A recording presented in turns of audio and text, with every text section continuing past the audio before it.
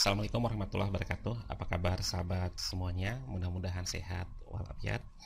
Bertemu kembali bersama saya Irwan Putra dari Irwantra Media. Kita akan coba mendiskusikan tentang dunia pendidikan, terutama adalah pendidikan luar sekolah. Seperti apa pendidikan luar sekolah itu? Kita akan coba mengulas pendidikan luar sekolah dalam kerangka pendidikan sepanjang hayat. Sahabat semuanya, konsep pendidikan luar sekolah yang muncul dalam studi pendidikan atas dasar observasi dan pengalaman langsung atau tidak langsung yang kemudian dapat diketahui persamaan dan perbedaan, serta ciri-ciri antara pendidikan luar sekolah dengan pendidikan sekolah. Di samping itu, pendidikan luar sekolah memiliki pengertian, sistem, prinsip-prinsip, dan paradigma tersendiri yang relatif berbeda dengan yang digunakan oleh pendidikan sekolah.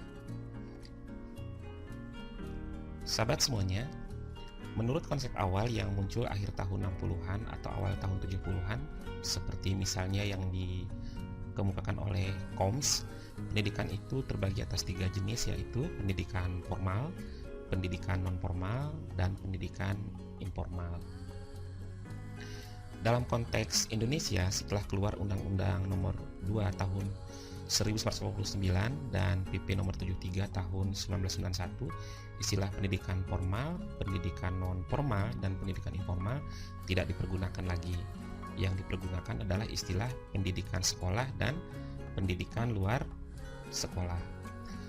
Menurut Undang-Undang Nomor 2 Tahun 1989 dan PP Nomor 73 Tahun 1991, pendidikan diselenggarakan di 2 jalur, yaitu jalur sekolah dan jalur luar sekolah. Pendidikan luar sekolah adalah pendidikan yang diselenggarakan di luar jalur atau sistem pendidikan sekolah, baik dilembagakan maupun tidak dilembagakan, yang tidak harus berjenjang dan berkesinambungan. Sahabat semuanya, tampaknya setelah Undang-Undang Sistem Pendidikan Nasional diperbaharui menjadi Undang-Undang Nomor 20 Tahun 2003, istilah pendidikan formal, non-formal, dan informal dipergunakan lagi. Pendidikan formal adalah jalur pendidikan yang berstruktur dan berjenjang, terdiri atas pendidikan dasar, pendidikan menengah, dan pendidikan tinggi. Pendidikan non-formal adalah jalur pendidikan di luar pendidikan formal yang dapat dilaksanakan secara terstruktur dan berjenjang. Sedangkan pendidikan informal adalah jalur pendidikan keluarga dan lingkungan. Jika dicermati, dapat dikatakan bahwa pendidikan sekolah dilaksanakan di jalur pendidikan formal, sedangkan pendidikan luar sekolah dilaksanakan di jalur pendidikan non-formal dan informal. Jadi, sahabat semuanya yang berbahagia,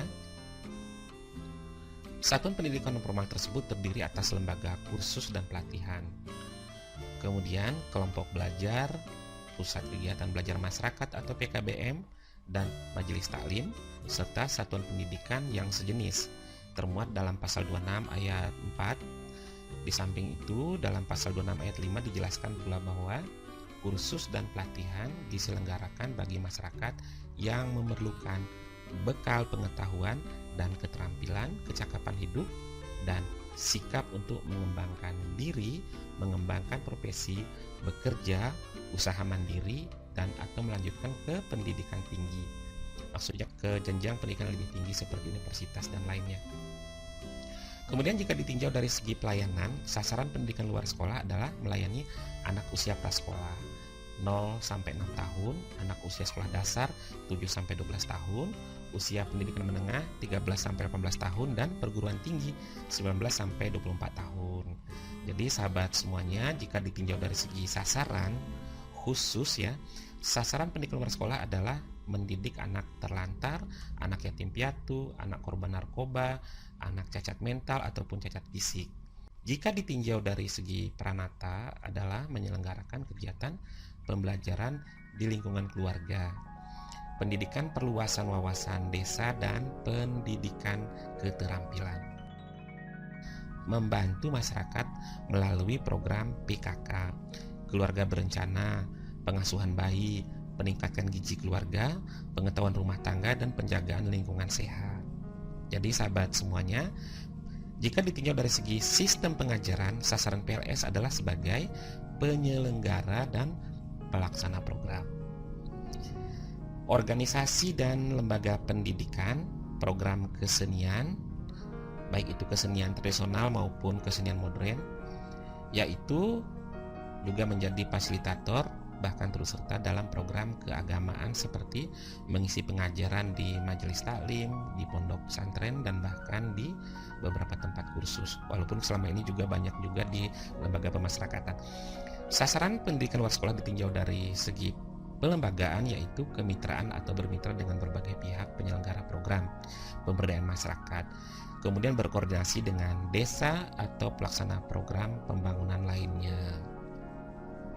Jadi sahabat semuanya, pendidikan luar sekolah memiliki fungsi dalam kaitan dengan pendidikan sekolah dan dalam kaitan dengan dunia kerja. Dalam kaitan dengan kegiatan pendidikan sekolah, fungsi pendidikan luar sekolah adalah sebagai substitusi, komplemen, dan suplemen. Sehingga dalam kaitan dengan dunia kerja, pendidikan luar sekolah berfungsi sebagai kegiatan yang menjembatani seseorang yang akan memasuki dunia kerja. Sedangkan dalam kaitan dengan kehidupan, pendidikan luar sekolah itu berfungsi sebagai wahana untuk bertahan hidup dan mengembangkan kehidupan seseorang. Substitusi atau pengganti di sini mengandung makna bahwa pendidikan luar sekolah sepenuhnya menggantikan pendidikan sekolah bagi peserta didik yang karena berbagai alasan tidak bisa menempuh pendidikan sekolah. Materi pelajaran yang diberikan adalah sama seperti yang diberikan di pendidikan sekolah atau pendidikan formal. Contohnya adalah pendidikan kesetaraan seperti paket A, setara dengan SD yang disajikan untuk anak 7-12 tahun yang tidak memiliki kesempatan memasuki sekolah dasar. Kemudian paket B setara dengan SLTP bagi anak usia 13-15 tahun, dan paket C setara SMU bagi remaja usia SMU. Setelah peserta didik menamatkan studinya dan lulus ujian akhir, mereka akan memperoleh ijazah yang setara SD atau SLTP atau SMU atau SMA kalau sekarang. Fungsi pendidikan luar sekolah sebagai komplemen pendidikan sekolah. Komplemen berarti pelengkap. Pendidikan luar sekolah sebagai komplemen adalah pendidikan yang materinya melengkapi apa yang diperoleh di bangku sekolah. Mengapa materi pendidikan di sekolah masih harus dilengkapi? Itu pertanyaannya. Pertama, karena tidak semua hal yang dibutuhkan peserta didik dalam menempuh perkembangan fisik dan psikologisnya dapat dituangkan dalam kurikulum sekolah.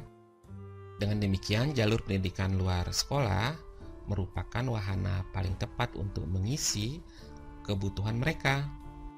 Yang kedua, memang ada kegiatan-kegiatan atau pengalaman belajar tertentu yang tidak biasa diajarkan di sekolah.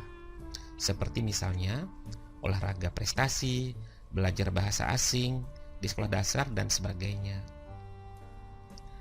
Untuk pemenuhan kebutuhan belajar macam itu, pendidikan luar sekolah merupakan saluran yang tepat. Bentuk-bentuk pendidikan luar sekolah yang berfungsi sebagai komplemen pendidikan dapat berupa kegiatan yang dilakukan di sekolah seperti kegiatan ekstrakurikuler, contoh yang misalnya pramuka, latihan drama, seni suara, atau kegiatan yang dilakukan di luar sekolah. Kegiatan ini terakhir ini dilakukan oleh lembaga-lembaga pendidikan luar sekolah yang diselenggarakan masyarakat dalam bentuk berbagai kursus, kelompok belajar, dan bentuk pelatihan lainnya. Sahabat semuanya, fungsi pendidikan luar sekolah sebagai suplemen pendidikan sekolah. Pendidikan luar sekolah sebagai suplemen berarti kegiatan pendidikan yang materinya memberikan tambahan terhadap materi yang dipelajari di sekolah. Sasaran populasi pendidikan luar sekolah sebagai suplemen adalah anak-anak remaja, pemuda, atau orang dewasa yang telah menyesuaikan jenjang pendidikan sekolah tertentu, SD sampai dengan perguruan tinggi. Mengapa mereka membutuhkan pengetahuan, keterampilan, dan sikap tertentu sebagai tambahan pendidikan yang diperoleh di sekolah? Nah, ini pertama, perkembangan ilmu dan teknologi berlangsung sangat cepat sehingga kurikulum sekolah sering tidak terupdate dengan cepat. Oleh karena itu, lulusan pendidikan sekolah perlu menyesuaikan pengetahuan dan keterampilannya dengan perkembangan ilmu dan teknologi yang terus berubah dan teknologi yang terus terbarukan. Hal itu dilakukan melalui wahana pendidikan luar sekolah. Kedua, pada umumnya lulusan pendidikan sekolah atau pendidikan formal belum sepenuhnya siap terjun ke dunia kerja. Maka, untuk itu lulusan tersebut perlu dibekali dengan pengetahuan dan keterampilan yang diminta oleh dunia kerja. Melalui pendidikan luar sekolah itu, proses belajar sendiri berlangsung seumur hidup. Walaupun telah menamatkan pendidikan sekolah sampai jenjang tertinggi, seseorang masih perlu belajar untuk tetap menyelaraskan hidupnya dengan perkembangan dan tuntutan lingkungannya. Jadi, sahabat semuanya, pendidikan luar sekolah itu berfungsi sebagai jembatan bagi seseorang memasuki dunia kerja. Apakah seseorang tersebut memiliki ijazah pendidikan sekolah atau tidak? Sahabat semuanya, fungsi pendidikan luar sekolah sebagai wahana untuk bertahan hidup dan mengembangkan kehidupan. Bertahan hidup haruslah melalui pembelajaran. Tidaklah mungkin seseorang bisa mempertahankan hidupnya tanpa belajar. Mempertahankan hidup demikian pula untuk mengembangkan mutu kehidupannya. Seseorang harus melakukan proses pembelajaran. Belajar sepanjang hayat merupakan wujud pertahanan hidup dan pengembangan kehidupan. Pendidikan luar sekolah merupakan bagian dari sistem pendidikan dan belajar sepanjang hayat yang amat strategis untuk mengembangkan kehidupan seseorang. Sehingga dapatlah dikatakan bahwa pendidikan adalah kehidupan itu sendiri. Demikian sahabat semuanya. Secara filosofis, pendidikan merupakan hak yang sangat mendasar bagi manusia. Sebagai hak, maka pendidikan berfungsi untuk mengembangkan dan menjamin kelangsungan kehidupan suatu bangsa atau negara.